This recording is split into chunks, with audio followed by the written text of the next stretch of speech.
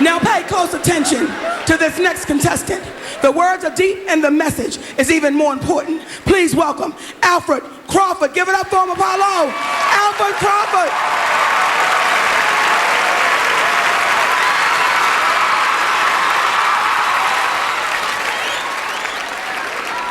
There's been a warrant for my son since his day of birth by an angry society that deferred his worth. Be it drugs, sex, or bias laws, a lion can't rule if you shackle his paws.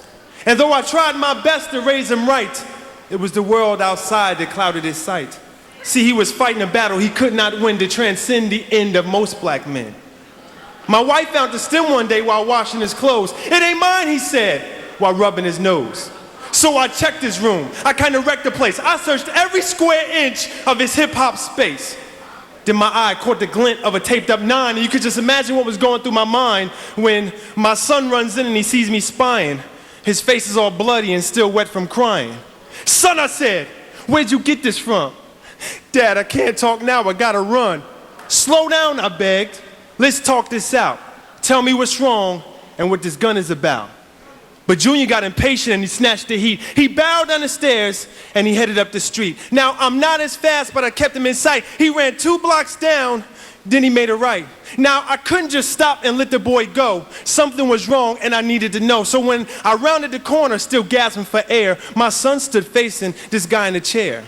Obscenities, egos, and attitudes clashed. My son raised his weapon and the dude dropped his glass. Now, my son's a big guy, but this cat was bigger. He lunged from the chair, so my son pulled the trigger. The explosion was deep like thunder at noon, and the whole block hustled beneath the boom. The shot caught the guy high on the chest, and where he fell was where he'd rest. Then, just as my son lowered his gun, from behind the house came another one. "You shot my man!" he screamed to my seed. And before I could react, the bullet was freed. I watched my son's body jerk, then fall. And the root of my soul caught the pain of it all. Then, without a thought or a brief interlude, I picked up my son's gun and I shot at the dude. I shot again and again till I knew he was dead, when every last shell was pumped in his head. Then I went back to my son who was silent and cold, the prince of my throne who was made in my mold. "I'm sorry, my son," was all I could speak as I watched his blood stain the street.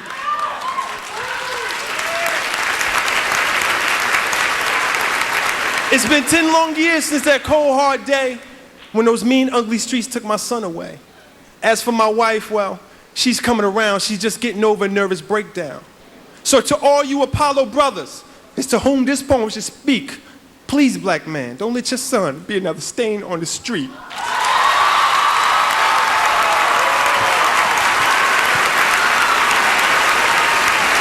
Apollo, Alfred Crawford.